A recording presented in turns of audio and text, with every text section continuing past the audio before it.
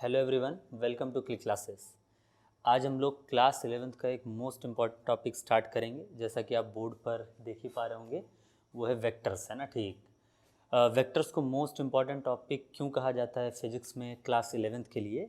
तो देखिए, इसका आपको अंदाज़ा जब आप वेक्टर को पढ़ लेंगे और आगे आप फिज़िक्स को और पढ़ेंगे तो आपको हो जाएगा कि वेक्टर सच में बहुत इंपॉर्टेंट टॉपिक होता है। ठीक, अच्छा, हमें वेक्टर पढ़ना क्यों चाहिए? ठीक, वेक्टर है क्या? सबसे पहली बात तो वेक्टर है क्या, इस पर चर्चा कर लेते हैं। देखिए, वेक्टर एक टाइप का मैथमेटिक्स है। ठीक, अब आप कहेंगे मैथमेटिक्स है तो फिजिक्स में क्यों? तो भैया, फिजिक्स पढ़ने के लिए तो बहुत सारी मैथ पढ़नी ही पड़ती है ना। आपने एडिशन सीखा है, सब्सट्रैक्शन सीखा है, आपने डिफरेंशिएशन, इंटीग्रेशन जैसे मैथ सीखे हैं, ताकि आपको क्लास 11-12 की फ़िज़िक्स जो है वो थोड़ा आसानी से हैंडल हो जाए, आप उसको और अच्छे से कर पाएँ। तो एक और मैथ पढ़ लीजिए जिसका नाम क्या है? वेक्टर है। तो वेक्टर एक डिफरेंट काइंड ऑफ मैथ है। जैसे आपने मैथ में बहुत सारे टॉपिक पढ़े होंगे ना, ट्रिग्नोमेट्री पढ़ा होगा, आपने अलजेब्रा पढ़ा होगा, वैसे ही एक यूनिक टाइप का मैथमेटिक्स होता है जिसको हम कहते हैं वेक्टर मैथमेटिक्स। ठीक, जो कि आप क्लास 11th के इस फिजिक्स के सेक्शन में पढ़ेंगे। ठीक, अच्छा, वेक्टर पढ़ लेंगे तो हमको इसका कोई बेनिफिट मिलेगा क्या? बहुत बेनिफिट मिलेंगे, है ना। ठीक, अगर आपको वेक्टर नहीं आता है तो आप बहुत कुछ नहीं जान पाएंगे। कैसे? जैसे मान लीजिए मैं आपसे कहूँ कि एक दीवार या छत पर मैंने एक रॉड या थ्रेड से, ठीक है ना, एक धागे से मान लो मैंने एक किलोग्राम का ऑब्जेक्ट जो है वो हैंग कर दिया, लटका दिया है। तो देखो भाई, ग्रेविटी की वजह से इस मास को नीचे की तरफ खींचा जा रहा होगा और इसके ऊपर हम कह सकते हैं क्या लग रहा होगा इस वक्त? ग्रेविटेशन पुल, है ना। ग्रेविटेशन फोर्स इसके ऊपर नीचे की तरफ पुल लगा रहा होगा, जिस वजह से टेंशन का यहाँ पर डेवलपमेंट होगा। इस धागे में एक टेंशन फोर्स अराइज होगा, है ना। एक तनाव पैदा होगा। भाई, रस्सी है, उसको खींचा जा रहा है नीचे से, इधर ये बंधा भी हुआ है, दोनों तरफ से उसको खींच रहे हो, तो पक्की बात है उसके बीच वाले एरिया में बेचारे के ऊपर क्या होगा? टेंशन डेवलप हो जाएगा। अब अगर आप यहाँ पर इस टेंशन फोर्स को कैलकुलेट करना चाहते हो ग्रेविटेशन फोर्स की मदद से, तो आपको वेक्टर आना चाहिए। अगर वेक्टर नहीं आएगा तो आप ये कैलकुलेट नहीं कर पाएंगे, है ना। ठीक, ऐसे ही बहुत सारी चीज़ें हैं आपको वेक्टर की हेल्प से आसानी से कैलकुलेट होकर मिल जाएंगी। अगर आपको वेक्टर नहीं आता है, वेक्टर मैथमेटिक्स आपने नहीं सीखे हैं, वेक्टर के लॉ नहीं सीखे हैं, तो आपको ये चीज़ें ईजिली समझ में नहीं आएंगी, या फिर आप इसका कैलकुलेशन ही नहीं कर पाएंगे। जैसे एडिशन और सब्सट्रैक्शन आपको बहुत ही बेसिक फॉर्म में आना ही चाहिए। भाई, मैथ पढ़ रहे हैं या फिजिक्स पढ़ रहे हैं, केमिस्ट्री पढ़ रहे हैं, तो उसी तरीके से फिजिक्स को और डीप में और थोड़ा अच्छे से करने के लिए हम लोग एक एक्स्ट्रा मैथ और सीखेंगे जिसका नाम क्या है? वेक्टर है। ठीक है, तो मतलब माइंड में थोड़ा एक मेकअप कर लीजिएगा अपने कि हम लोग पढ़ने क्या जा रहे हैं ना। थोड़ा दिमाग में ये चीज़ बैठ जाता है तो चीज़ें आसानी से समझ में आती हैं। मैथमेटिक्स का एक पोर्शन है जो फिजिक्स को थोड़ा आसान बनाएगा, उस चीज़ को हम सीखने जा रहे हैं। तो ये इंपॉर्टेंट चैप्टर है, अगर आप ये मिस करेंगे तो क्लास 11-12 दोनों ही आपका खराब बीतेगा। ठीक, तो वेक्टर्स को हम लोग पढ़ेंगे। ठीक, ये दिमाग में बिठाकर हम लोग इसको शुरू करते हैं और सबसे पहली चीज़ समझते हैं। ठीक है, देखिए, सबसे पहला चीज़ जो आपको यहाँ पर देखना है वो है फिजिकल क्वांटिटीज़। ठीक है ना, फिजिकल क्वांटिटीज़ क्या होते हैं वो समझ लीजिए ज़रा। फिजिकल क्वांटिटीज़, ठीक, तो देखो, फिजिकल क्वांटिटीज़ का मैं यहाँ डेफिनेशन नहीं लिख रहा हूँ। फिजिकल क्वांटिटी की डेफिनेशन जो है मेरे पुराने लेक्चर्स में अवेलेबल है, आप उसको विजिट कर सकते हैं। मैंने सबसे पहला चैप्टर जो पढ़ा कर रखा है यूनिट एंड मेजरमेंट, उसमें आप डिटेल में जाकर पढ़ सकते हैं फिजिकल क्वांटिटीज़ क्या होते हैं। यहाँ मैं आपको शॉर्ट फॉर्म में थोड़ा बता देता हूँ। देखिए, किसी भी फिजिकल इवेंट को मेज़र करने के लिए जिन क्वांटिटीज़ को यूज़ किया जाता है उसको कहते हैं हम लोग फिजिकल क्वांटिटी। अब मैंने क्या कहा? मैंने आपसे ये कहा है कि दुनिया में बहुत सारे फिजिकल इवेंट होते हैं। कोई दौड़ रहा होता है, बारिश हो रही होती है, बिजली कड़क रही होती है, जो सन है आपका, सूरज जो है वो सुबह उगता है, शाम को डूब जाता है। तो ये सभी जो इवेंट्स हैं, इन सब को हम लोग फिजिकल इवेंट्स कहते हैं। फिजिकल एक शब्द है जिसका मतलब होता है नेचर। तो मैं अगर फिजिकल इवेंट कह रहा हूँ तो आप उसको सिंपली अपने दिमाग में सुनिए, नेचुरल इवेंट, है ना। फिजिकल इवेंट जो है आपका कॉमनली नेचुरल इवेंट भी कहा जा सकता है। तो नेचर में होने वाला कोई भी इवेंट फिजिकल इवेंट कहलाता है, और उन फिजिकल इवेंट्स को मेज़र करने के लिए हम जिन क्वांटिटीज़ को यूज़ करते हैं उनको हम कहते हैं फिजिकल क्वांटिटी। एग्जाम्पल के लिए, जैसे मान लीजिए कि कोई कार है ना। ठीक, वो कार दौड़ते हुए जा रही है। ठीक, तो अब ये एक इवेंट ही होगा। क्यों? क्योंकि कोई भी कार अगर दौड़ रहा है तो ये नेचर में अकर हो रहा है, नेचर में हो रहा है ना, ठीक। तो नेचर में होने वाले किसी भी इवेंट को, किसी भी घटना को हम क्या कहते हैं? नेचुरल इवेंट कहते हैं, फिजिकल इवेंट कहते हैं। तो ये एक फिजिकल इवेंट है, हम इसको क्या कह सकते हैं? Physical event. अब इस फिजिकल इवेंट से रिलेटेड कई सारी क्वांटिटीज को हम मेजर कर सकते हैं, ठीक। एग्जाम्पल के लिए ये कितने स्पीड से दौड़ रहा है, ठीक, यानी कि स्पीड एक टाइप का क्या हो गया? फिजिकल क्वांटिटी, क्योंकि वो दौड़ने वाले फिजिकल इवेंट के एक प्रॉपर्टी को मेजर कर सकता है। तो आप स्पीड को क्या कह सकते हैं? Physical quantity. अगर मैं यहाँ पर ढूंढूं तो पहली फिजिकल क्वांटिटी जो मुझे यहाँ पर मिलेगी वो मिलेगी क्या? फिजिकल क्वांटिटी में पहला पार्ट मुझे मिल सकता है यहाँ पर स्पीड।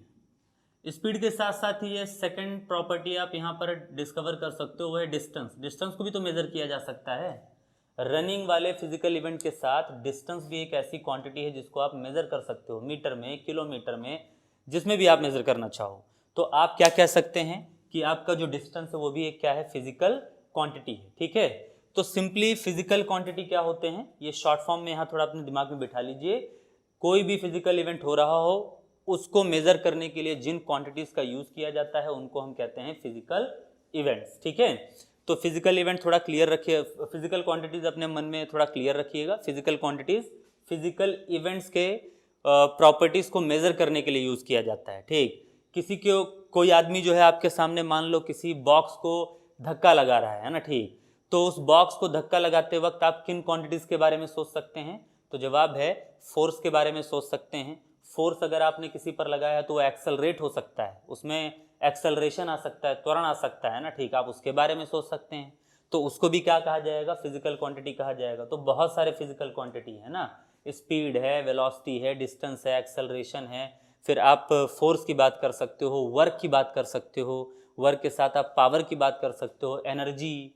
ये सभी क्या हैं? आपके फिजिकल क्वांटिटीज़ हैं जिनको आप किसी न किसी फिजिकल इवेंट को मेज़र करने के लिए यूज़ करते हो। आपके नेचर में जितने भी फिजिकल इवेंट हो रहे होते हैं उन्हीं को मेज़र करने के लिए इन क्वांटिटीज़ का क्या किया जाता है? यूज़ किया जाता है। अगर आपको इससे भी फिजिकल क्वांटिटी थोड़ा डिटेल में समझ में ना पाया हो तो मेरा पुराना लेक्चर विजिट करिए, क्योंकि उसमें मैंने काफ़ी डीप में आपको फिजिकल क्वांटिटी समझा कर रखा है, ठीक है। तो ये थोड़ा ध्यान दे दीजिएगा कि फिजिकल क्वांटिटीज़ क्या होते हैं, ठीक। अब देखिए, फिजिकल क्वांटिटी अगर आपके दिमाग में थोड़ा बैठ जाता है, फ्रेम आपके मन में आ जाता है, तो हम आगे की चीज़ अब समझ सकते हैं। देखिए, कुछ फिजिकल क्वांटिटीज़ ऐसे होते हैं, हम कुछ एग्जाम्पल से समझेंगे कि वेक्टर्स तक पहुंचने के पहले थोड़ा हमारे दिमाग में एक फ्रेम बनना चाहिए कि हम फिजिकल क्वांटिटीज़ में कौन कौन से टाइप के लोगों को पढ़ेंगे, उनमें से वेक्टर का रूल कैसे अप्लाई किया जाएगा या उन पर कैसे वेक्टर के रूल्स को अप्लाई कर सकते हैं, है ना। तो सिंपली पहले थोड़ा हम फिजिकल क्वांटिटी को दिमाग में अगर बिठा चुके हैं तो आगे हम समझते हैं कि फिजिकल क्वांटिटीज़ जो होते हैं वो कितने टाइप के हो सकते हैं या कैसे उनको पढ़ा जा सकता है, ठीक। मैं कुछ एग्जाम्पल्स लूंगा, उन एग्जाम्पल्स के सहारे हम चीज़ों को समझने की कोशिश करेंगे, ठीक है। सबसे पहला मैं एक एग्जाम्पल आपके सामने लिखता हूं। देखिए, फोर्स। फोर्स एक फिजिकल क्वांटिटी है, आप पहले दिमाग में सोच लीजिए। फोर्स बिल्कुल एक फिजिकल क्वांटिटी है क्योंकि ये किसी भी फिजिकल इवेंट में किसी को धक्का लगाने के लिए यूज़ किया जाता है। आप कितने न्यूटन से किसी को धक्का देंगे, ये इसी चीज़ को हम लोग क्या कहते हैं? फोर्स कहते हैं। फोर्स को न्यूटन में मेज़र किया जाता है, इसके अदर यूनिट्स भी होते हैं, ठीक है ना। तो देखिए, फोर्स जो है आपका एक फिजिकल क्वांटिटी है, ठीक। इस फिजिकल क्वांटिटी के पास क्या हो सकता है? तो पहली चीज़ तो इसका मैग्नीट्यूड हो सकता है, ठीक। मैग्नीट्यूड किसमें? जैसे 10 न्यूटन का फोर्स आप किसी पर लगाओगे, 100 न्यूटन का फोर्स लगाओगे या 5 न्यूटन का फोर्स लगाओगे, जितना भी अमाउंट का फोर्स किसी पर लगाया जाता है वही उसका क्या कहलाता है? मैग्नीट्यूड, ठीक है। मतलब मैं अगर कहूं कि यहाँ पर एक ब्लॉक रखा हुआ है और उस ब्लॉक के ऊपर कोई आदमी फोर्स लगाता है F = 100 न्यूटन का, ठीक है। तो इस 100 न्यूटन को, ये जो 100 न्यूटन आपको दिख रहा है, मैं इसको सर्कल कर दे रहा हूं, देखो, इस 100 न्यूटन को मैं क्या कहूंगा? Magnitude of force. क्या कहूंगा? Magnitude of force. मैग्नीट्यूड का सिंपल मीनिंग किसी भी फिजिकल क्वांटिटी का अमाउंट, वो कितने अमाउंट में लिया गया है ना। तो आप यहां पर कह सकते हो कि फोर्स के पास 100 न्यूटन का क्या है? मैग्नीट्यूड है, ठीक। 100 न्यूटन के मैग्नीट्यूड से इस बॉक्स को क्या किया गया है? धक्का दिया गया है, ठीक।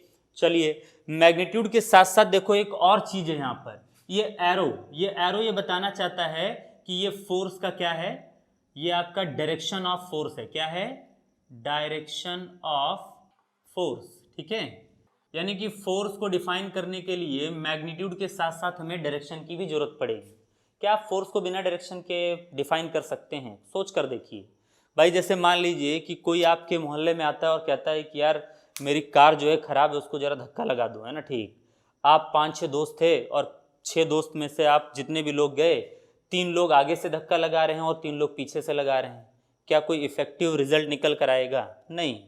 आपके 6 के 6 दोस्तों को कार के पीछे की तरफ से ही धक्का लगाना चाहिए ताकि आपका कार क्या हो सके, स्टार्ट हो सके। यानी कि आपके दिमाग में एक बात तो फिक्स है कि यार फोर्स अप्लाई करने के लिए हमें यह भी पता होना चाहिए कि किस तरफ लगाना है, यानी कि डायरेक्शन का नॉलेज होना बहुत ज़रूरी है। यानी कि फोर्स एक ऐसी क्वांटिटी है जिसको डिफाइन करने के लिए मैग्नीट्यूड भी चाहिए और डायरेक्शन भी चाहिए। डायरेक्शन बहुत इंपॉर्टेंट है फोर्स के लिए। हम समझ सकते हैं कुछ और एग्जांपल्स या इलस्ट्रेशंस को लेकर हम यहाँ पर समझ सकते हैं कि फोर्स के लिए डायरेक्शन कितना इंपॉर्टेंट होता है। ठीक है, जैसे देखिए मैं आपको 3 अलग अलग सिचुएशंस बताता हूँ और उनमें आप सोच कर खुद देखिएगा कि क्या फोर्स को डायरेक्शन की बहुत ज़्यादा ज़रूरत है या नहीं है। ठीक है, चलिए यहाँ पर एक ब्लॉक में रखता हूँ और इस ब्लॉक पर पहले मैं एक सिंगल फोर्स लगाता हूँ, F इक्वल 100 न्यूटन का, जैसे ऊपर वाले में लगा हुआ है। तो देखो 100 न्यूटन का फोर्स लगा है तो ये क्या करेगा, इस डायरेक्शन में मोशन शुरू कर देगा, क्योंकि आप जब फोर्स लगाते हो तो किसी भी बॉडी पर एक्सेलरेशन डेवलप होता है, यानी कि इस पर मोशन आएगा। और अगर मुझसे कोई पूछे कि यहाँ पर नेट फोर्स आपने कितना लगाया, टोटल फोर्स कितना लगाया, तो मैं कहूँगा 100 न्यूटन का, क्योंकि और कोई फोर्स मुझे नज़र ही नहीं आ रहा है। ठीक है, पहला सिचुएशन। सेकंड सिचुएशन में जरा सोचिए कि आपके पास एक ब्लॉक रखा है, लेकिन अब एक की बजाय 2 आदमी फोर्स लगाएंगे इस पर, है ना। ठीक, यानी कि हमने धक्का देने के लिए एक और आदमी को हायर कर लिया है। ठीक है, हम उसको भी काम दे दिए हैं कि भाई तुम भी धक्का लगाओ। तो अब 2 आदमी यहाँ फोर्स लगा रहे हैं। F1 आदमी जो है वो 100 न्यूटन का फोर्स लगा रहा है और एक F2 नाम का आदमी है वो भी कितने का लगा रहा है, 100 ही न्यूटन का फोर्स लगा रहा है। देखिए अब इसके ऊपर 2 फोर्सेस लग रहे हैं। देखो दोनों लोग एक ही तरफ धक्का दे रहे हैं, तो आप खुद मुझे बताइए कि पहले सिचुएशन में ये ब्लॉक ज़्यादा मूव करेगा या ज़्यादा तेज़ी से मोशन करेगा दूसरे वाले सिचुएशन में। तो देखो यहाँ का मोशन जो होगा वो क्या होगा, लेस, यानी कि थोड़ा कम तेज चलेगा, और यहाँ वाला क्या होगा, मोशन मोर, क्योंकि यहाँ फोर्स क्या लग रहा है, ज़्यादा। और अगर कोई मुझसे पूछे कि यहाँ पर नेट फोर्स कितना है, यानी कि टोटल फोर्स कितना लगाया आपने, तो देखो 100 प्लस 100, ठीक है, कितना लगा, 200 न्यूटन का फोर्स लगा। ये आपका दूसरा सिचुएशन है। और थर्ड सिचुएशन अगर हम लोग यहाँ पर सोचें तो मान लो यहाँ पर एक ब्लॉक आपने रखा है, अभी भी इस ब्लॉक पर 2 ही लोग फोर्स लगाएंगे। ठीक है, 2 लोगों को हम ड्यूटी देंगे जो यहाँ पर फोर्स लगाने वाले हैं। तो पहला आदमी F1 जो है वो 100 न्यूटन का ही फोर्स लगाता है। ठीक है, और दूसरा आदमी जो है वो भी 100 न्यूटन का फोर्स लगाता है, लेकिन अब की बार अपोजिट डायरेक्शन से लगाता है, यानी कि इसने डायरेक्शन चेंज कर दिया। पहले इसके साथ में आया था, एक आदमी ढकेल रहा था, दूसरा वाला भी उसी की तरफ से आया कि भाई मैं भी तुम्हारी मदद करता हूँ, धक्का देता हूँ। ठीक है, लेकिन अब की बार क्या हुआ कि यहाँ मोशन चल रहा था और एक आदमी इधर को ढकेल रहा था, दूसरा वाला दूसरी तरफ से एंट्री कर रहा है, यानी कि आप इधर को धक्का देना चाह रहे हो, वो दूसरा वाला आदमी इधर से घूम कर आकर वो अपोजिट साइड से ढकेलना चाह रहा है। ठीक है, तो अब की वाले सिचुएशन में देखिए क्या ये मोशन करेगा, क्योंकि इक्वल फोर्स लग रहे हैं। आप खुद सोच कर देखिए, ये चीज यहां पर रखा हुआ है, कोई आदमी इसको 100 न्यूटन से इधर खींचता है, चला जाएगा, कोई आदमी 100 न्यूटन से इसको इधर खींचता है, ये भी चला जाएगा। लेकिन 100 और 100 न्यूटन से मैं बराबर फोर्स से देखो इस वक्त खींच रहा हूं, क्या ये ब्लॉक कहीं जा रहा है, नहीं, है ना। ठीक, यानी कि यहाँ पर कोई मोशन नहीं होगा, तो हम यहाँ पर लिख देंगे नो मोशन। ठीक है, यानी कि यहाँ पर कोई भी मोशन नहीं होगा, और कोई मोशन नहीं है तो इसका मतलब इसके ऊपर नेट फोर्स क्या लग रहा होगा, 0। F नेट जो होगा, टोटल फोर्स जो होगा वो 0 होगा। अब एक बात पर आप ध्यान दीजिए, पहले सिचुएशन में एक अकेला फोर्स लगा था, मोशन हुआ था, कम हुआ था। दूसरे सिचुएशन में 2 फोर्सेस सेम डायरेक्शन में आ गए तो मोशन बढ़ गया, और तीसरे सिचुएशन में वही दोनों फोर्सेस अपोजिट डायरेक्शन में आ गए तो मोशन खत्म ही हो गया, नेट फोर्स 0 हो गया। आप यहाँ पहले सिचुएशन में देखिए नेट फोर्स 100 न्यूटन का लग रहा है, दूसरे सिचुएशन में 200 न्यूटन का, और तीसरे सिचुएशन में 0 न्यूटन का।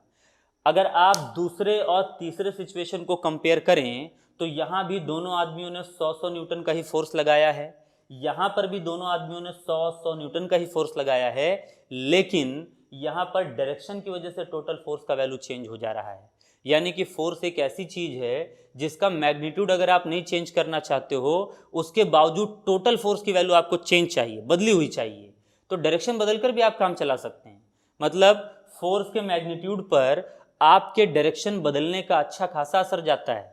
आप इसको डायरेक्शन को चेंज कर भी फोर्स के वैल्यू को चेंज कर सकते हैं, जैसा कि आप सेकंड एंड थर्ड सिचुएशन में देख रहे हैं। भाई यहाँ भी 100 एंड 100 लगा, लेकिन टोटल में आपको 200 मिला। यहाँ भी 100 और 100 न्यूटन का फोर्स ही दोनों आदमियों ने लगाया, लेकिन टोटल फोर्स 0 मिला। तो इससे क्या साबित होता है कि फोर्स एक ऐसी क्वांटिटी है जिसके पास मैग्नीट्यूड तो होता ही होता है, लेकिन उसको अच्छे से समझना चाहते हैं तो उसका डायरेक्शन भी आपको अच्छे से समझ में आना चाहिए। फोर्स के लिए जितना इंपॉर्टेंट मैग्नीट्यूड है उतना ही इंपॉर्टेंट क्या होगा, डायरेक्शन होगा। तो आप खुद दिमाग में सोच कर देख लीजिएगा कि ये फिजिकल क्वांटिटी के लिए क्या मुझे डायरेक्शन डिफाइन करना जरूरी है क्या? अगर जरूरी है तो उसको आप मैग्नीट्यूड और डायरेक्शन दोनों के फॉर्म में डिफाइन करना शुरू करेंगे। ठीक है, अब एक एग्जाम्पल मैंने फोर्स का लिया, एक एग्जाम्पल अगली चीज का ले लेते हैं। ठीक है, एक एग्जाम्पल जरा यहाँ देखिएगा आप, सेकेंड एग्जाम्पल वो है आपका मास। ठीक है, मास क्या होता है? किसी भी चीज का अमाउंट है ना। ठीक, जैसे मान लीजिए मैं आपसे एग्जाम्पल के फॉर्म में कहूँ, यहाँ पर मान लो एक ब्लॉक रखा हुआ है और इस ब्लॉक का जो वजन है, मास है, वो है 5 kg। तो देखो 5 kg जो होगा, यानी कि मैं यहाँ पर नीचे थोड़ा बड़े में लिख दे रहा हूँ, m बराबर इसका क्या देकर रखा है, 5 kg। तो इस 5 kg को हम लोग क्या कहेंगे, मैग्नीट्यूड ऑफ मास। ठीक है ना, ये मास का मैग्नीट्यूड है, वजन का मैग्नीट्यूड है। वैसे वजन थोड़ा कहना गलत होगा क्योंकि वेट मास से थोड़ी अलग चीज हो जाती है। हिंदी में इसको द्रव्यमान कहा जाता है ना। ठीक, मास एंड हिंदी में उसको द्रव्यमान कहते हैं। ठीक, तो मास जो आपका है उसका मैग्नीट्यूड यहाँ 5 किलोग्राम दिया गया, केजी में इसको नापते हैं, अमाउंट इसका केजी में मेजर किया जाता है। ठीक, अब एक बात जरा ठंडे दिमाग से सोचकर मुझे बताइएगा, क्या मास को डिफाइन करने के लिए मुझे डायरेक्शन की हेल्प लेनी पड़ेगी क्या? जैसे यहाँ फोर्स को डिफाइन करने के लिए डायरेक्शन तो एक इंपॉर्टेंट कंपोनेंट है, हम डिस्कस कर चुके। बिना डायरेक्शन के फोर्स को डिफाइन करना बेवकूफ़ी ही होगी, क्योंकि डायरेक्शन का अगर आपको नॉलेज नहीं होगा तो फोर्स तो डिफाइन होने से रहा। लेकिन मास के बारे में मुझे सोचकर बताइए, मुझे अगर किसी भी ऑब्जेक्ट के मास को डिफाइन करना है तो क्या उसके लिए मैग्नीट्यूड बहुत इंपॉर्टेंट फैक्टर रहेगा क्या, डायरेक्शन बहुत इंपॉर्टेंट फैक्टर रहेगा क्या? तो जवाब है बिल्कुल नहीं। भाई एक एग्जांपल समझिए, मान लीजिए कि आप किसी दुकान पर जाते हैं और आप कहते हैं कि मुझे 2 किलो चीनी चाहिए। दुकान वाले ने अपना जो भी शटर था वो इस तरीके से बनवाया था घर कि उसके शटर का जो ओपनिंग था वो नॉर्थ डायरेक्शन में था। तो आप दुकान पर जब खड़े होंगे तो साउथ डायरेक्शन में मुंह कर खड़े होंगे, और आपने साउथ डायरेक्शन की तरफ मुंह कर कहा कि 2 किलो चीनी दे दो। उसने 2 किलो मेज़र किया और आपको चीनी दे दिया। अगर मान लीजिए कि दुकान को घुमा दिया जाए ईस्ट वेस्ट में और आप वेस्ट की तरफ मुंह कर चीनी को मांगे 2 किलो, तो क्या आपको चीनी ज़्यादा या कम मिलेगा क्या? जवाब है बिल्कुल नहीं। यानी कि डायरेक्शन को चेंज करने से मास के ऊपर कभी भी, मास के मैग्नीट्यूड के ऊपर कभी भी कोई फर्क नहीं आएगा या कोई चेंज नहीं पड़ेगा। देखो, डायरेक्शन को चेंज करने से फोर्स का मैग्नीट्यूड बदल जाता है। यहाँ सेम डायरेक्शन में थे तो टोटल मैग्नीट्यूड 200 न्यूटन आया था, यहाँ अपोजिट डायरेक्शन था, टोटल मैग्नीट्यूड 0 आया था। यानी कि फोर्स एक ऐसी फिजिकल क्वांटिटी है जिसके मैग्नीट्यूड पर डायरेक्शन का अच्छा खासा असर आता है, जिसका मैग्नीट्यूड डायरेक्शन के चेंज होने पर चेंज हो सकता है, लेकिन मास के मैग्नीट्यूड को डायरेक्शन से कोई मतलब नहीं है। आप चाहे जितनी कोशिश कर लो, चाहे जितना डायरेक्शन बदल लो, लेकिन किसी भी ऑब्जेक्ट के मास का वैल्यू डायरेक्शन के साथ चेंज होने वाला नहीं है। तो आपको दिमाग में बिठा कर रखना है कि मास जैसे फिजिकल क्वांटिटीज को सिर्फ मैग्नीट्यूड से मतलब होता है, डायरेक्शन से कोई लेना देना नहीं होता है ना। ठीक, तो देखो 2 इंपॉर्टेंट लोग अब आपके सामने हैं। फिजिक्स में उन फिजिकल क्वांटिटीज को हम लोग वेक्टर क्वांटिटीज कहते हैं, जिनको मैग्नीट्यूड के साथ साथ डायरेक्शन की भी जरूरत होती है अपने आप को डिफाइन करने के लिए। मतलब जब फोर्स आपके सामने आएगा ना अपने आप को डिफाइन करने के लिए, मैं फोर्स हूं, तो अपने इंट्रोडक्शन में अपना मैग्नीट्यूड भी बताएगा और डायरेक्शन भी बताएगा। कहेगा कि मैं 10 न्यूटन का फोर्स हूं और वेस्ट डायरेक्शन में लग रहा हूं, मैं 100 न्यूटन का फोर्स हूं अपवर्ड डायरेक्शन में लग रहा हूं, मैं 15 न्यूटन का फोर्स हूं मैं साउथ डायरेक्शन में लग रहा हूं। यानी कि फोर्स को अपने इंट्रोडक्शन में मैग्नीट्यूड के साथ साथ डायरेक्शन भी देना है। जब वो आपसे जान पहचान बढ़ा रहा होगा तो वो अपना जब पूरा परिचय देगा, पूरा इंट्रोडक्शन देगा, तो वो अपने मैग्नीट्यूड को भी बताएगा और डायरेक्शन को भी बताएगा। लेकिन जब मास आपके सामने आएगा ना, वो जब आपसे जान पहचान बढ़ा रहा होगा, अपना इंट्रोडक्शन आपको दे रहा होगा, तो उसको सिर्फ और सिर्फ अपना मैग्नीट्यूड बताने की ज़रूरत है, उसको डायरेक्शन बताने की बिल्कुल भी ज़रूरत नहीं है। यानी कि वो कभी भी डायरेक्शन आपको नहीं बताएगा, वो आपको सिर्फ यही बताएगा कि मैं 50 किलो का आदमी हूँ, है ना, ठीक है, 50 किलो का अमाउंट हूँ मैं, है ना, मेरा मास 100 kg का है, मेरा मास 15 kg का है, मेरा मास 30 kg का है। लेकिन वो कभी नहीं कहेगा कि मेरा मास 30 kg साउथ डायरेक्शन में है, मेरा मास 40 kg नॉर्थ डायरेक्शन में है ना, ठीक। मास को अपने आप को डिफाइन करने के लिए मैग्नीट्यूड के अलावा डायरेक्शन को बताने की ज़रूरत नहीं है। तो वो फिजिकल क्वांटिटीज़ जिनको मैग्नीट्यूड के साथ साथ डायरेक्शन भी चाहिए ही चाहिए, उनको हम कहते हैं वेक्टर क्वांटिटीज़, ठीक है। और वो फिजिकल क्वांटिटीज़ जिनको डिफाइन करने के लिए सिर्फ मैग्नीट्यूड चाहिए लेकिन डायरेक्शन की कोई ज़रूरत ना हो, उनको हम क्या कहते हैं, स्केलर क्वांटिटीज़। क्या कहते हैं, स्केलर। अभी हम लोग डेफिनेशंस लिख लेंगे सबके, लेकिन अभी आप मेन डिफरेंस कर चलिए, है ना, ठीक। एक फ़र्क कर लीजिए अपने माइंड में, जिन फिजिकल क्वांटिटीज़ को डिफाइन करने के लिए मैग्नीट्यूड और डायरेक्शन दोनों की जरूरत पड़े, उनको कहा जाता है वेक्टर क्वांटिटीज़। और जिन फिजिकल क्वांटिटीज़ को डिफाइन करने के लिए सिर्फ और सिर्फ मैग्नीट्यूड चाहिए, डायरेक्शन से कोई मतलब ही ना हो उनको क्या कहते हैं, स्केलर क्वांटिटीज़, ठीक। अब स्केलर के अलावा एक और क्वांटिटी होती है, एक और आदमी का एग्जांपल हम लोग लेते हैं जिससे हमें चीज़ों को थोड़ा और क्लियरली समझने में हेल्प होगा, ठीक है। एक और एग्जांपल ले लेते हैं, प्रेशर, ठीक है। प्रेशर का जरा आप क्वालिटी समझिए, ठीक। प्रेशर क्या होता है, देखो किसी भी वॉल्यूम पर अप्लाई किए एरिया पर, सॉरी वॉल्यूम पर नहीं, किसी भी एरिया पर अप्लाई किए गए फोर्स को हम लोग क्या कहते हैं, प्रेशर। प्रेशर को सिंपल मीनिंग में भी आप समझिए, किसी चीज़ को दबा दीजिए आप, है ना, तो एक काइंड ऑफ फोर्स होता है जो किसी एरिया पर लगाया जाता है, ठीक। तो एरिया पर लगाया गया फोर्स जो होता है पर यूनिट एरिया पर, उसको हम लोग क्या कहते हैं, प्रेशर कहते हैं, ठीक है। तो प्रेशर किसी भी ऑब्जेक्ट पर कब लगता है, तो जवाब है जब किसी सरफेस एरिया पर आप फोर्स लगाएंगे।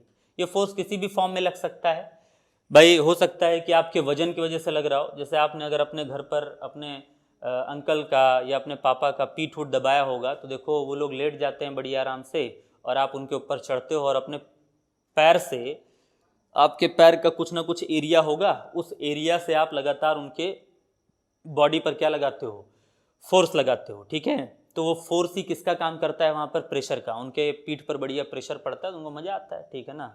आपको लगा देते हैं जब उनका मन करता है कि चलो आओ चढ़ जाओ, है ना, ठीक, और 2-4 राउंड लगाओ तो थोड़ा मज़ा आएगा उनको भी। और आपको अब आ रहा है कि नहीं आ रहा है वो एक अलग बात है, लेकिन जिसके ऊपर चढ़े हो उसको तो मज़ा आ ही रहा होगा, है ना, ठीक।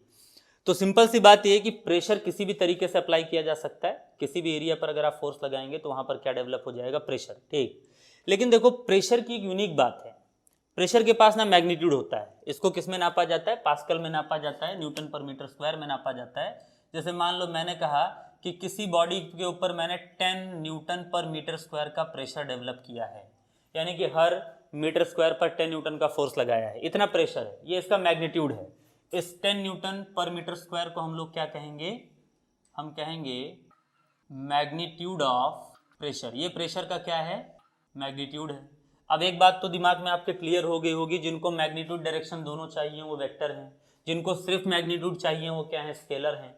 तो अब तीसरी कैटेगरी क्या बनने जा रही है, प्रेशर। देखो बड़े यूनिक लोग होते हैं, प्रेशर के पास मैग्नीट्यूड है, इनके पास डायरेक्शन भी होता है, ठीक है ना, लेकिन इनका डायरेक्शन फिक्स नहीं होता है, नॉन स्पेसिफिक डायरेक्शन होता है। ये जब चाहेंगे ना उधर कोई डायरेक्शन दिखा देंगे। जैसे फोर्स का डायरेक्शन स्पेसिफिक होता है ना, जैसे मैंने कहा कि भैया नॉर्थ में धक्का देना है, तो आपको पता चल गया कि फोर्स लगाएंगे लेकिन नॉर्थ डायरेक्शन में लगाएंगे, एक स्पेसिफिक डायरेक्शन का नॉलेज है आपके पास।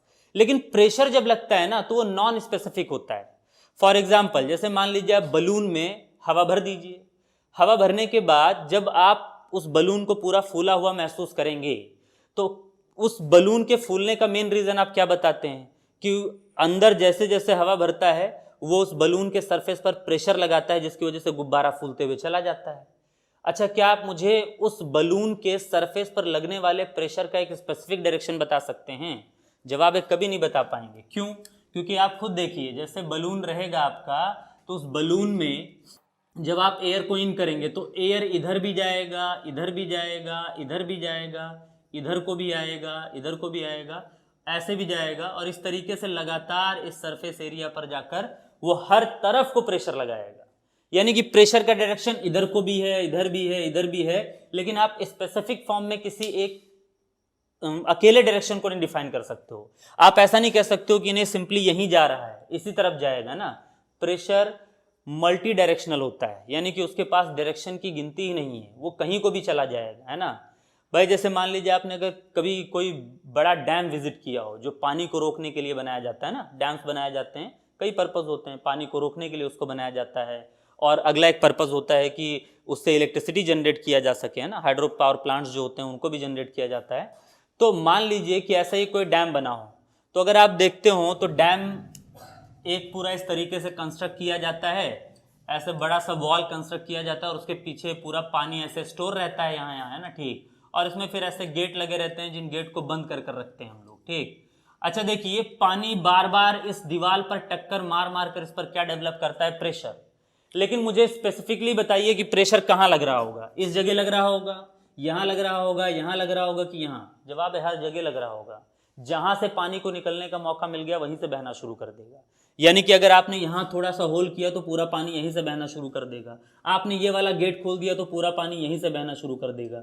यानी कि प्रेशर हर जगह डायरेक्शन लगाने के लिए तैयार था, जहां से मौका मिला वहीं से बहना शुरू कर दिया। तो क्या प्रेशर का एक स्पेसिफिक डायरेक्शन बताया जा सकता है? जवाब है नहीं। यहाँ इस बलून को मैंने 10 न्यूटन पर मीटर स्क्वायर के प्रेशर से फुलाया, लेकिन किस डायरेक्शन में उसको फुलाया? तो जवाब है चारों तरफ। एक स्पेसिफिक डायरेक्शन का कोई नॉलेज ही नहीं है हम लोग को, है ना, ठीक। तो देखो, ऐसे फिजिकल क्वांटिटीज जिनके पास मैग्नीट्यूड हो, डायरेक्शन भी हो, लेकिन उनका डायरेक्शन नॉन स्पेसिफिक हो, यानी कि एक स्पेसिफिक डायरेक्शन उनके पास ना हो, एक स्पेशल डायरेक्शन में जाने वाला कंडीशन उनके ऊपर ना अप्लाई हो। जैसे फोर्स के पास एक स्पेसिफिक डायरेक्शन होता है, फिक्स डायरेक्शन होगा कि इसी तरफ जाएंगे हम, ठीक है। लेकिन प्रेशर के पास मैग्नीट्यूड है, डायरेक्शन है, लेकिन डायरेक्शन नॉन स्पेसिफिक है। ऐसे लोग जिनके पास डायरेक्शन होता है, सॉरी मैग्नीट्यूड होता है, डायरेक्शन भी होता है, लेकिन डायरेक्शन का जो क्राइटेरिया है वो स्पेसिफिक नहीं होता है, उस चीज को हम लोग कहते हैं टेंसर क्वांटिटी। क्या कहते हैं? टेंसर क्वांटिटी, ठीक है। तो अब आपके पास फिजिकल क्वांटिटीज के 3 टाइप हैं। फिजिक्स में आगे चलकर आप क्लास 11 12 में जितने भी क्या कहते हैं फिजिकल क्वांटिटीज को स्टडी करेंगे, जितना भी फिजिक्स पढ़ेंगे, उनमें इन्हीं 3 टाइप के फिजिकल क्वांटिटीज को स्टडी करेंगे। यानी कि आप वेक्टर्स को स्टडी करेंगे, या तो स्केलर्स को स्टडी करेंगे, या तो टेंसर्स को स्टडी करेंगे, ठीक। कुल मिलाकर ये 3 तरह के फिजिकल क्वांटिटीज मैग्नीट्यूड और डायरेक्शन के बिहाफ पर बांटे गए हैं। एक बात समझिएगा, फिजिकल क्वांटिटी की ये 3 कैटेगरी किसके बिहाफ पर बांटे गए हैं, किसके आधार पर बंटवारा किया गया है? तो आधार या बेस जो बनाया गया है वो बनाया गया है मैग्नीट्यूड को और डायरेक्शन को। अब फटाफट दिमाग में रिकॉल करिए वो फिजिकल क्वांटिटीज जिनको मैग्नीट्यूड और एक स्पेसिफिक डायरेक्शन की जरूरत हो। अब थोड़ा डेफिनेशन हम लोग सुधार लेते हैं ना, क्योंकि डायरेक्शन तो इधर वाले लोगों के पास भी होता है, टेंसर्स के पास भी, लेकिन इन्हें डायरेक्शन मिलता तो है, लेकिन स्पेसिफिक डायरेक्शन नहीं मिलता है, ठीक। तो वो फिजिकल क्वांटिटीज जिनको मैग्नीट्यूड के साथ साथ स्पेसिफिक डायरेक्शन की जरूरत पड़ती है अपने आप को डिफाइन करने के लिए, उनको हम कहते हैं वेक्टर्स। वो फिजिकल क्वांटिटीज जिनको सिर्फ अपने आप को डिफाइन करने के लिए मैग्नीट्यूड ही चाहिए, डायरेक्शन चाहिए ही नहीं, ना स्पेसिफिक ना नॉन स्पेसिफिक, ठीक है, उन लोग को हम लोग कहते हैं स्केलर्स, ठीक। और वो फिजिकल क्वांटिटीज जिन लोग को डिफाइन करने के लिए आपको मैग्नीट्यूड और नॉन स्पेसिफिक डायरेक्शन की मदद लेनी पड़े, वो लोग क्वांटिटीज, ठीक है। ये 3 तरह के क्वांटिटीज आपको यहां पर मिलेंगे, जिनको हम लोग क्या कहते हैं?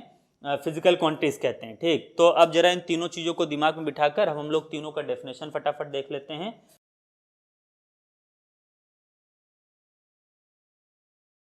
देखिए, on the basis of magnitude and direction the physical quantities is of 3 types. Physical quantities कितने टाइप के होते हैं? 3 टाइप्स के होते हैं, ठीक है। सबसे पहले आप लिख लेंगे फिजिकल क्वांटिटीज, ठीक है।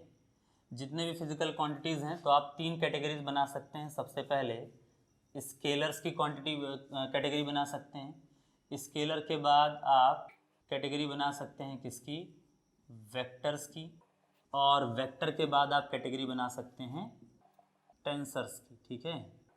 तो देखो स्केलर्स क्या होते हैं, डेफिनेशन कैसे दिया जाएगा, तो हम यहाँ पर लिख सकते हैं the type of physical quantities, the type of PQ लिख दे रहे हैं, देखिए बार बार स्पेलिंग लिखने में थोड़ा टाइम जाता है। PQ stand for physical quantities, the type of physical quantities which required only magnitude to define itself are known as scalars. उनको क्या कहा जाता है? स्केलर्स कहा जाता है। वो फिजिकल क्वांटिटीज जिनको डिफाइन करने के लिए सिर्फ और सिर्फ मैग्नीट्यूड की रिक्वायरमेंट होती है, डायरेक्शन कुछ नहीं चाहिए, ना स्पेसिफिक ना नॉन स्पेसिफिक, उनको कहा जाता है स्केलर्स।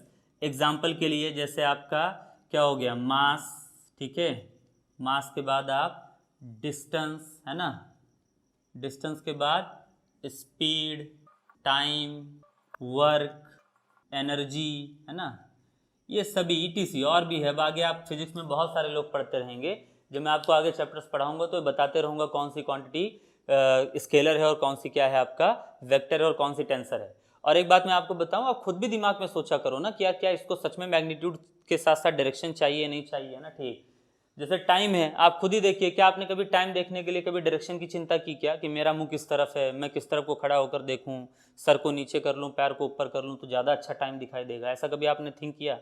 जवाब है बिल्कुल नहीं।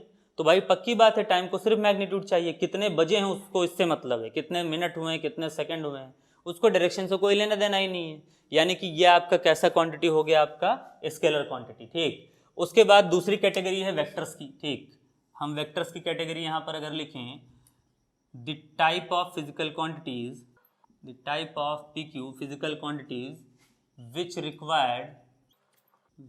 Required magnitude as well as specific direction. देखो डायरेक्शन तो चाहिए, लेकिन कैसा डायरेक्शन होना चाहिए? Specific. Magnitude as well as specific direction to define itself are known as vectors. उन्हीं को क्या कहा जाता है? वेक्टर्स कहा जाता है। तो वेक्टर वो लोग होते हैं जिनको मैग्नीट्यूड के साथ साथ एक स्पेसिफिक डायरेक्शन की भी जरूरत पड़ती है खुद को डिफाइन करने के लिए, उन्हीं को हम क्या कहते हैं? वेक्टर्स कहते हैं। ठीक, एग्जाम्पल के लिए सबसे फेमस आदमी फोर्स। फोर्स एक टाइप का क्या है? वेक्टर है, क्योंकि उसको मैग्नीट्यूड और स्पेसिफिक डायरेक्शन चाहिए। फोर्स के साथ आप इलेक्ट्रिक फील्ड इंटेंसिटी की बात कर सकते हैं। इलेक्ट्रिक फील्ड इंटेंसिटी ये भी एक टाइप का वेक्टर है, क्योंकि इसको भी डिफाइन करने के लिए मैग्नीट्यूड और स्पेसिफिक डायरेक्शन की जरूरत पड़ती है। एक्सेलरेशन, एक्सेलरेशन भी एक टाइप का क्या है? वेक्टर है, मैग्नीट्यूड भी चाहिए और स्पेसिफिक डायरेक्शन भी चाहिए। वेलोसिटी ये भी एक वेक्टर है।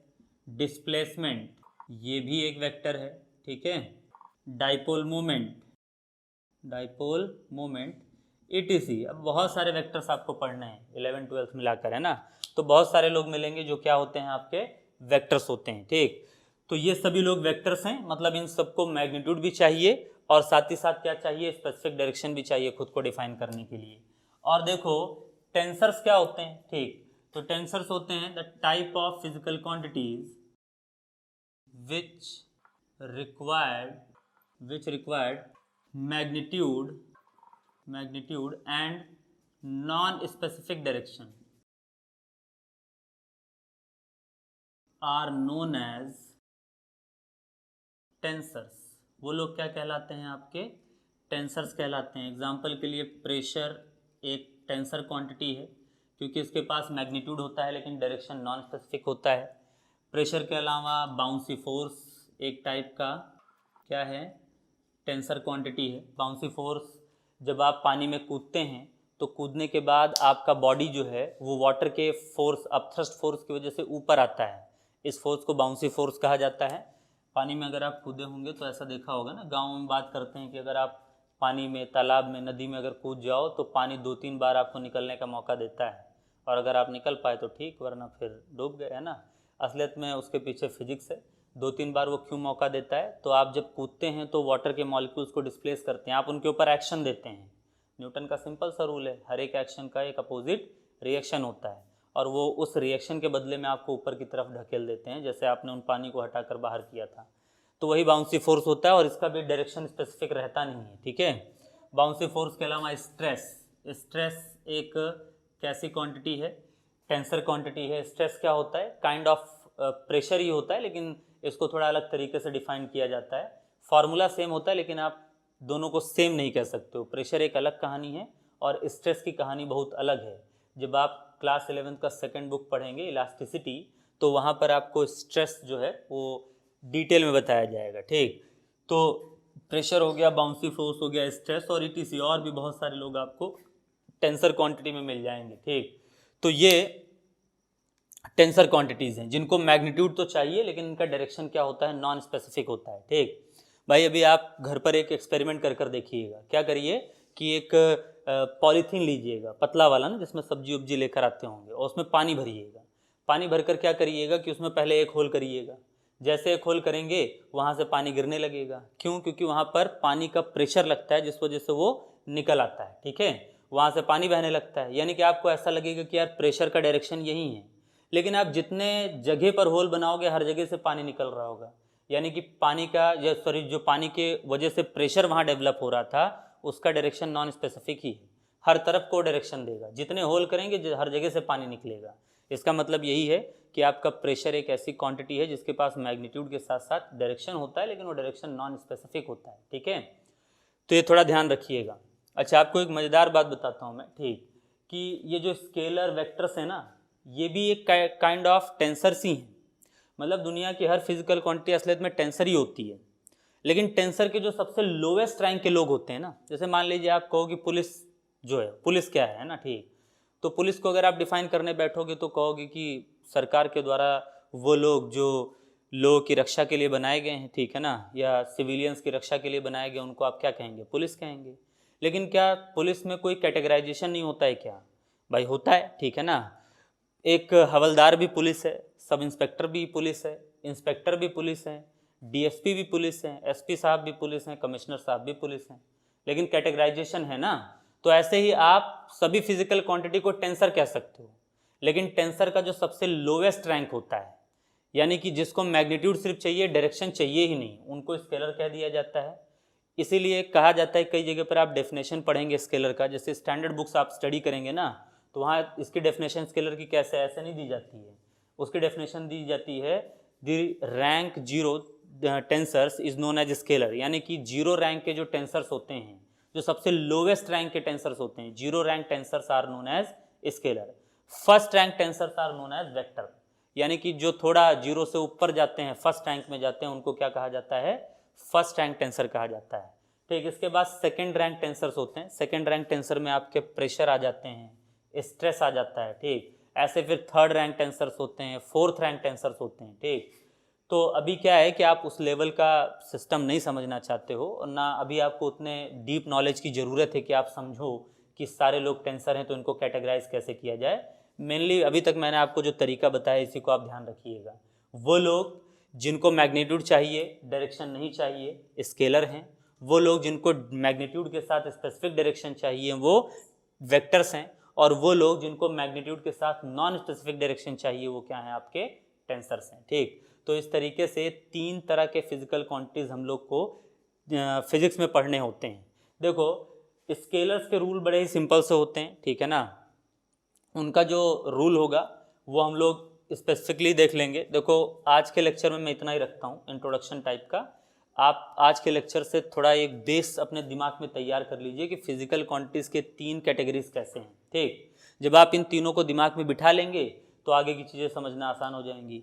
अगले लेक्चर में मैं आपको स्केलर और टेंसर्स के प्रॉपर्टीज़ को अच्छे से पढ़ा दूंगा, और फिर उसके बाद अगले 4 से 5 लेक्चर में सिर्फ हम किसको पढ़ेंगे? वेक्टर को। देखिए, ये इंपॉर्टेंट चैप्टर है, इसको आपको अच्छे से स्टडी करना है। ठीक, एक लेक्चर आज हो गया और कम से कम 6 या 7 लेक्चर हम लोग को यूज़ करने हैं इसके लिए। आराम से हम लोग पढ़ेंगे इसको, बेसिक एकदम क्लियर होने चाहिए इस चैप्टर के, ताकि आगे फिजिक्स में जब भी हमें इसके कंसेप्ट को यूज़ करना हो तो हमसे कोई गलती ना हो। ठीक है, तो अगला लेक्चर स्केलर्स और टेंसर्स का रहेगा। लेक्चर छोड़िएगा नहीं, वरना फिर आपको चीज़ें समझ में नहीं आएंगी, है ना। ठीक, और वेक्टर्स फिर उसके बाद हम लोग शुरू करेंगे। ठीक, तो आज का लेक्चर आपको कैसा लगा, इसको कमेंट सेक्शन यूज़ कर बताइएगा ज़रूर। ठीक, इसको थोड़ा एक बूस्टअप मिलता है ना वीडियोस बनाने के लिए। ठीक, तो आज इतना देखते हैं हम लोग, और फिर अगले लेक्चर में मिला जाएगा।